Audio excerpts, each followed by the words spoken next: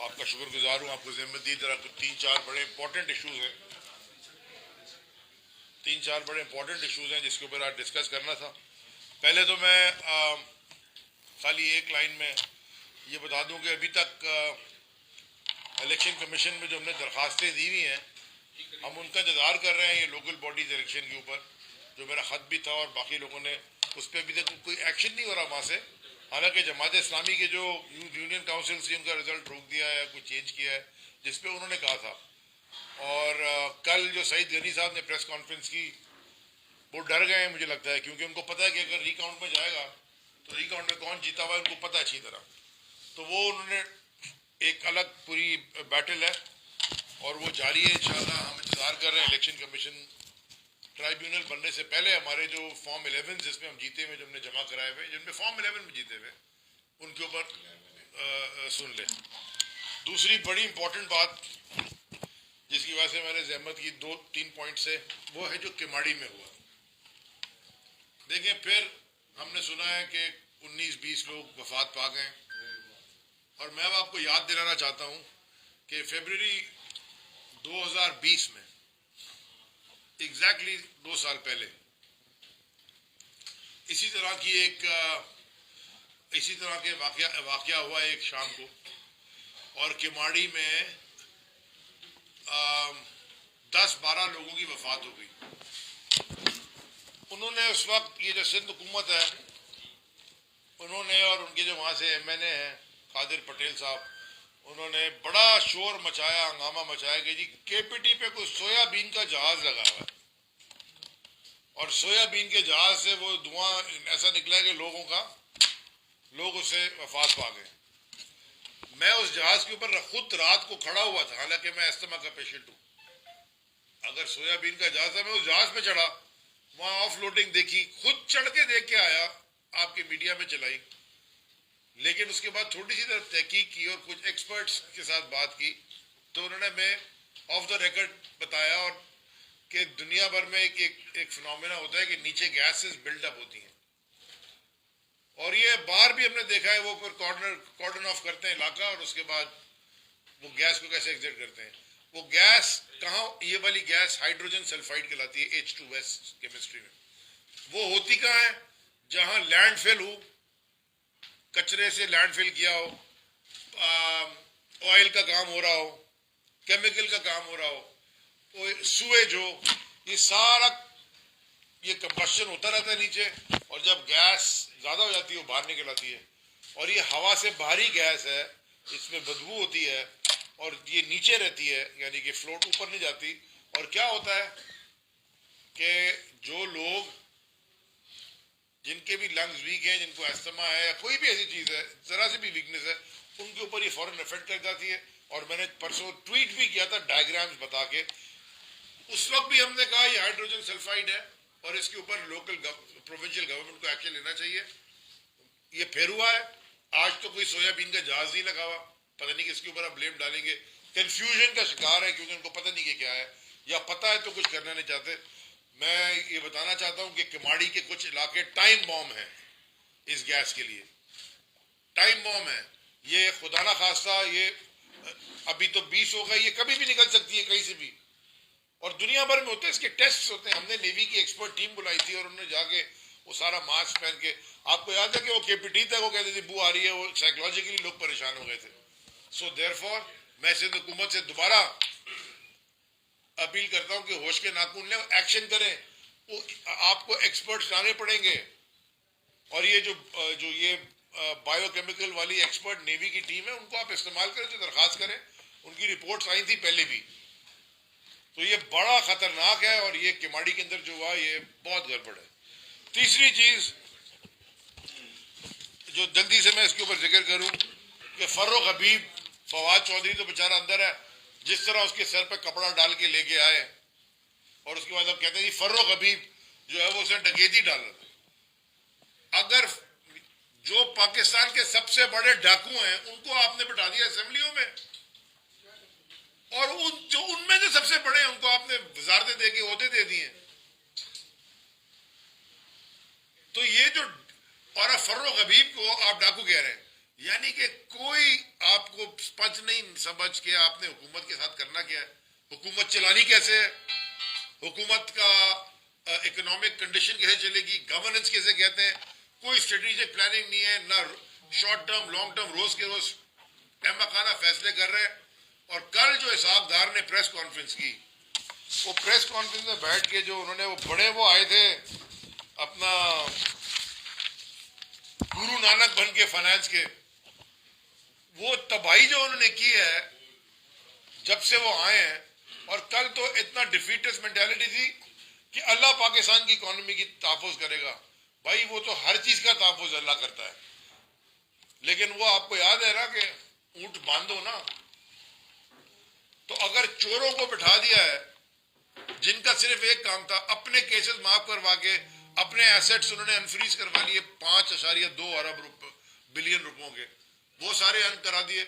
मैं तो ये देख रहा हूं कि सागदार सरकारी जहाज में भागा था अपनी हुकूमत में, शायद खाकान अब्बासी उस वक्त फाइनेंस अपना प्राइम मिनिस्टर थे, उसके बाद शायद खाकान फिर ये इसाकदार बोला मेरी कमर में दर्द है, वहां टैक्सियों के पीछे भागते हुए नजर आता था लंदन की रोडों पे, वहां कमर ठीक हो गई जाके, जैसे प्लेटलेट्स ठीक हो गए इनके समधी नवाज शरीफ के, और उसी जहाज में वापस आ गया एयरफोर्स वन में जिसमें गया था सरकारी, और आपके तबाही मचा दी।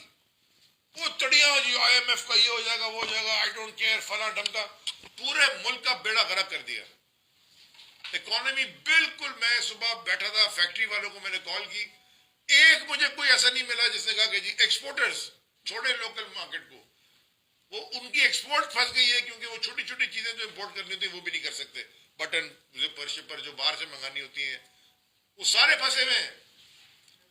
आपने उधर ले जाके खड़ा कर दिया इस मुल्क को जहां पॉइंट ऑफ नो रिटर्न है, और आपके पास सोल्यूशन क्या है? आपके पास सोल्यूशन यह है, पाकिस्तान की मईशत और पाकिस्तान की गवर्नेंस ठीक करने का सोल्यूशन यह है कि इमरान खान पे अटैक कर दें। सारा दिन वजीर बैठ के एक ही बात करते हैं, हम वजीर थे आसमान पे न उठाई थी किबाड़ी की गैस, और मैं कहता गया कि ये क्या है, अब ये बोल देंगे ये भी इमरान खान की गलती है। हर चीज इमरान खान पर डाले जा रहे हो, अपनी गवर्नेंस तुम्हारी है नहीं, और जब सब चीजें फेल हो गई, इलेक्शन में तुम फेल हो गए पंजाब के, फिर वो बाई इलेक्शन हुआ नेशनल असेंबली की सीटों पे, उसमें तुम फेल हो गए, वो भी खान साहब जीत गए। जहां जहां तुम खान साहब के ऊपर गलत अटैक करते हो इमरान खान जीत जाता है, वो हार ही नहीं सकता क्योंकि उसकी नीयत साफ है और वो 2 नंबरी कर नहीं रहा। अब आपने जो प्लान बनाया है जिसका कल खान साहब ने जिक्र किया, जो मेरी सबसे इंपॉर्टेंट मेरा ये आज इस प्रेस कॉन्फ्रेंस का पॉइंट था, देखें खान साहब ने बड़े साफ अल्फाज में कल ये कहा है कि आसिफ जरदारी ने कोई टीम हायर की है और उसमें एक्सपर्ट्स हैं असैसिन्स की जो कि इमरान खान के ऊपर हमला करेंगे कातिलाना हमला करना। एक तो हो चुका है ना, अल्लाह ने बचाया, फिर दोबारा वो करना चाहते हैं। और उन्होंने ये भी कहा है कि उनके पास ये इंफॉर्मेशन है कि बहुत सारे लोग पाकिस्तान के भी, उसमें ताकतवर लोग पाकिस्तान के भी उनके साथ इस साजिश में शामिल हैं। अब मैं डायरेक्टली पाकिस्तान की इंटेलिजेंस एजेंसी से, पाकिस्तान के मुहाफिजों से, पाकिस्तान की ब्यूरोक्रेसी से, पाकिस्तान की लॉ एनफोर्समेंट से, और खास तौर पे सबसे बढ़ के पाकिस्तान की अवाम से मैं डायरेक्टली मुखातिब होकर बात करना चाहता हूं। सबसे पहले जो आप हमारे जो दिफाई इदारे हैं और जो हमारी उनकी इंटेलिजेंस एजेंसीज हैं, ये एक ex prime minister of Pakistan जिसकी पॉपुलैरिटी इस वक्त पाकिस्तान में किसी लीडर की आज तक ऐसी नहीं हुई, जिसकी पब्लिक सपोर्ट इतनी है किसी की आज तक नहीं हुई, अगर खाली शक होता है कि इमरान खान को गिरफ्तार करने आ रहे हैं तो हजारों हजारों आदमी जाके गेट पे खड़े जाते हैं, औरतें बच्चे सब। जिसके ऊपर आप कुछ प्रूव नहीं कर सके, जिसपे आपने सारे झूठे मुकदमात लगाए, और जब चैलेंज किया गया जैसे तोशा खाना, वो खुद ही भाग गए जी, वो केस ही वापस ले लिया, क्योंकि जब रिकॉर्ड मांगा के पता चला जी इन्होंने तो पूरा मुल्क ही खा लिया। आपका ये फर्ज है कि आप इमरान खान को हर तरीके की प्रोटेक्शन दें। ये पाकिस्तान का नाम, हम 55 साल की उम्र है, मैं तो जब से आंखें होश संभाला है इमरान खान का नाम सुनते हैं। पाकिस्तान का नाम हमेशा इमरान खान ने फख्र से बुलंद किया है। ये चाहे स्पोर्ट्स क्रिकेट का मैदान हो, चाहे फिलांथ्रफी का हो, चाहे सियासत का हो, चाहे कश्मीर का कॉज हो, चाहे नामूस रिसालत की बात हो, चाहे यूनाइटेड नेशंस का फोरम हो, चाहे वर्ल्ड लीडर्स हो, ये झूठ फैलाते हो तुम कि ये पता नहीं कौन नहीं आने देना चाहता। वो तो फोटो खिंचवाते थे इमरान खान के साथ, सेल्फियां ले रहे थे, हमने खुद देखा है अपनी आंखों से। उसका इस कौम पे एहसान है। पाकिस्तान का दुनिया में फुटप्रिंट रखा है इमरान खान ने हर शोबे में जिसमें उन्होंने हाथ रखा। अगर आपकी ये प्लानिंग है कि आप इमरान खान के साथ उनके डर से सारा उनको खुदा ना खास्ता कत्ल करने की साजिश बनाई है, मैं आपको आज बता रहा हूं, अगर खुदा ना खास्ता इस तरह एक दफा तो अटेम्प्ट हो गई, अल्लाह ने बचाया, बचाने वाला रब की जात है, उनका बड़ा भरोसा है, उनकी टांगे इंशाल्लाह एक आध 2 हफ्ते में ठीक हो जाएंगी, वो फिर आ जाएंगे रोड के ऊपर और फिर आ जाएंगे जलसों जुलूस में और अवाम में। ये आपकी मैं शदीद अल्फाज में हुकूमत की मजम्मत करता हूं, जो उन्होंने सारी सिक्योरिटी और पुलिस सारी विड्रॉ कर ली है खान साहब के घर के पास से और खान साहब के पास से। पंजाब हुकूमत ने की हटा ली और केपी की जो थी वो भी हटा ली। मैं आपको कह रहा हूं, अगर आप खुदा ना खास्ता इमरान खान को कुछ हुआ, ये मुल्क वहां चला जाएगा जहां से शायद वापस ना आ सके। मेरी आपसे गुजारिश है, होश के नाखून लें। आपने ये जो अना के मसले बनाए हुए, ईगो और एरोगेंस में, आप गुरूर में इस मुल्क को तबाह कर रहे हो, जिद में कर रहे हो, जिद लगाई हुई है आपने। अभी कल गवर्नर कह रहा है कि अभी कि जी वो तो एस्टैब्लिशमेंट बताएगी इलेक्शन कब होने। तुमने कानून पढ़ा है, कॉन्स्टिट्यूशन पढ़ा है? You are responsible. 90 दिन में तुमने इलेक्शन कराना है, आर्टिकल 105(3)A कॉन्स्टिट्यूशन का, कि 90 दिन में इलेक्शन कराना है असेंबली डिसॉल्व होने के बाद गवर्नर्स ने। तो दोनों पंजाब और केपीके के गवर्नर के पास चॉइस कोई नहीं है, और वो टीवी पे बैठ के कह रहा है प्रेस कॉन्फ्रेंस में एस्टैब्लिशमेंट जब बोलेगी करा लेंगे। ये पाकिस्तान की अवाम का मुल्क है, एक कानून इस मुल्क को चलाता है। कॉन्स्टिट्यूशन की धज्जियां उड़ेनी है तुम लोगों ने। और अब अगर इमरान खान पे कातिलाना हमला करने लगे, इस मुल्क का इससे बड़ा नुकसान हो कोई नहीं सकता। तो मैं सारों को वार्न करने लगा हूं, सारे जितनों को मेरे नाम लिए, आपकी रिस्पॉन्सिबिलिटी है हर आम इंसान को प्रोटेक्ट करना स्टेट के। आप एक्स प्राइम मिनिस्टर जिसको पाकिस्तान के सारे अवार्ड्स मिले, पाकिस्तान से बाहर दुनिया के सारे अवार्ड्स मिले, उसके ऊपर प्लानिंग हो रही है कत्ल करने की, और वो टीवी के ऊपर आके कह रहा है कि कौन प्लान कर रहा है, जिसके ऊपर मूवियां बनी है, जिसको मिस्टर 10% कहते थे, जिसने सूबे का तबाही कर दी, जो अपनी बीवी की JIT नहीं बनवा सका यूनाइटेड नेशन से। भूल ना जाए रहमान यूनाइटेड नेशंस वालों की क्या थी, कि रहमान मलिक उनको कैसे डाइवर्ट, रहमान मलिक नाम था ना वो जो सेनेटर, वो कैसे डाइवर्ट कर रहा था उनको, जिसके ऊपर इल्जाम है उसने अपने ब्रदर इन लॉ को कत्ल करवाया जब उसकी बीवी प्राइम मिनिस्टर थी, जिसपे मुल्क के हर कानून तोड़ने का इल्जाम लगा हुआ है, चोरी के इल्जाम लगे हुए हैं,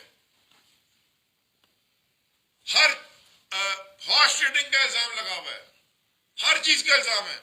उसके ऊपर माफिया डॉन बना हुआ है इस मुल्क का। वो उसके ऊपर खान साहब ने टीवी के ऊपर बैठ के साफ साफ कहा उनके पास कि ये हमें मुझ पे अटैक करेगा। खुदारा होश के नाखून लें, और इस मुल्क को वहां ना लेके जाए जहां से वापसी का कोई रास्ता नहीं है। 71 हो चुका है, हमें रिपीट नहीं चाहिए भाई। हम कोई गैर कानूनी गैर जमहूरी काम नहीं कर रहे।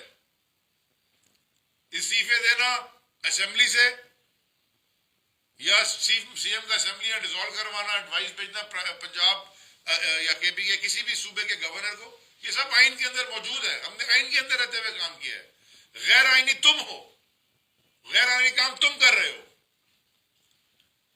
ये मुल्क कभी नहीं, कोई सोसाइटी नहीं चल सकती कि अगर कोई ये कहे कि सारी ताकत मेरे पास होगी लेकिन जिम्मेदार मैं किसी और को ठहराऊंगा। ये नहीं चलेगा सिस्टम। ये सिस्टम फेल हो चुका है, सदियों से नहीं हजारों साल से कहीं दुनिया में नहीं चला। ये दोबारा यहां फेल हो जाएगा। Election is the only answer. आम इंतखाबात कॉल करें इसकी और लोगों को मौका दें कि वो अपना मैंडेट इस्तेमाल करें और जिसको मर्जी लेके आए।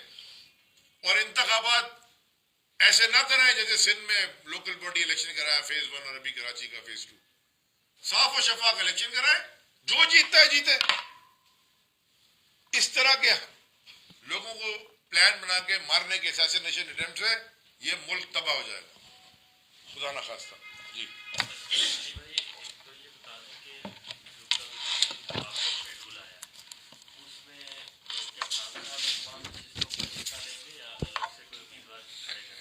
अभी तक दूसरी बात ये कि जो खान साहब ने कल इल्जाम लगाया असद अली जरदारी पर, तो पीपल्स पार्टी से रिटेबल आ रहा है कि आप उसका सबूत दें। अगर सबूत नहीं देते तो फिर आप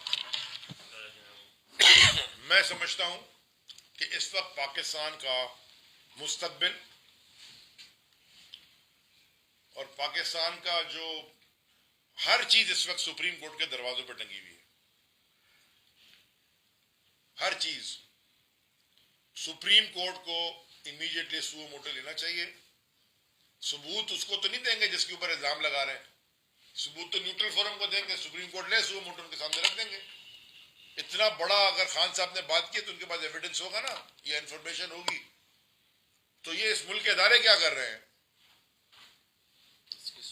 इस मुल्क के इदारे क्या कर रहे हैं मुझे बताएं।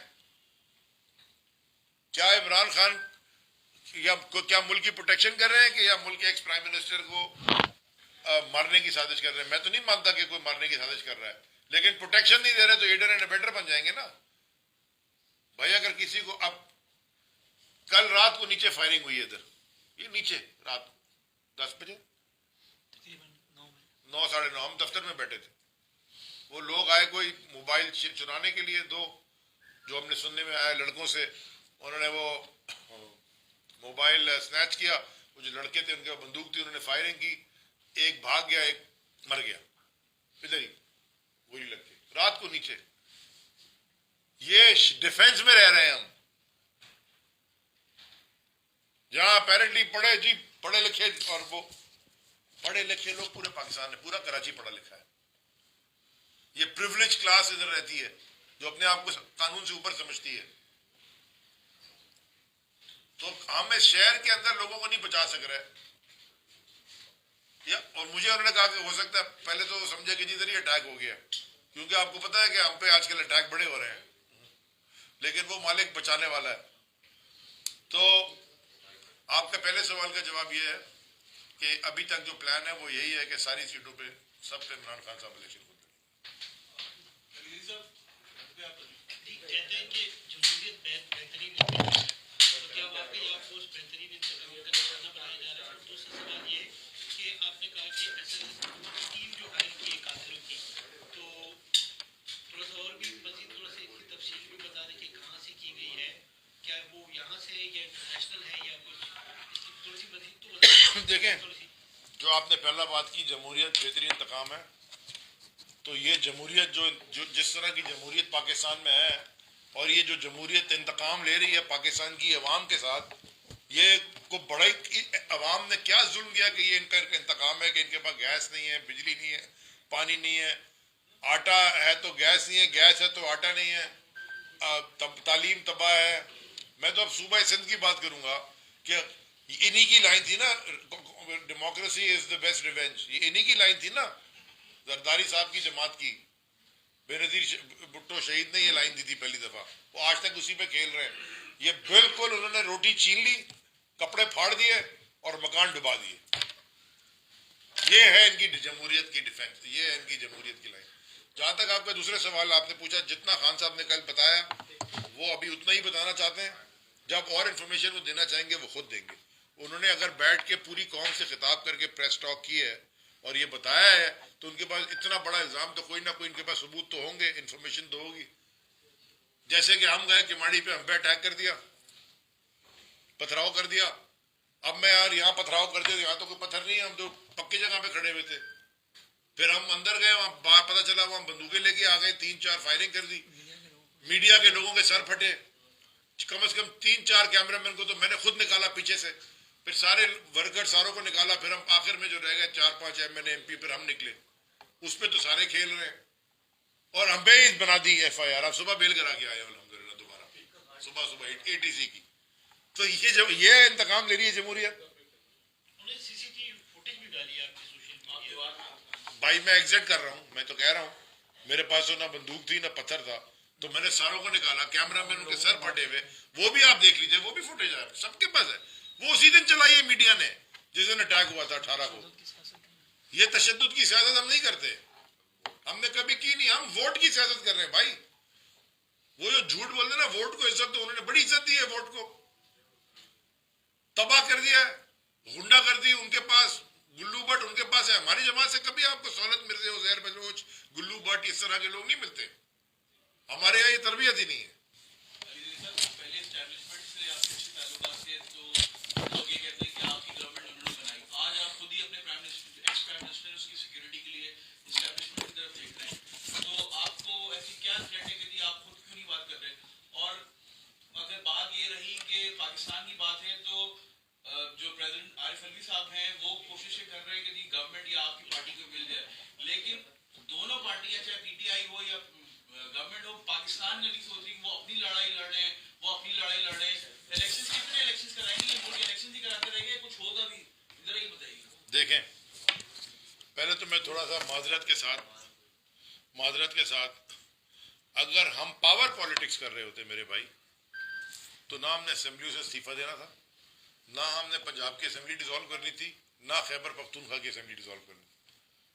हम तो हुकूमत ने 70% पाकिस्तान पे तो, और गिलगित बल्तिस्तान और आज़ाद जम्मू कश्मीर मिला के 70% पाकिस्तान पे तो तहरीक इंसाफ की हुकूमत थी,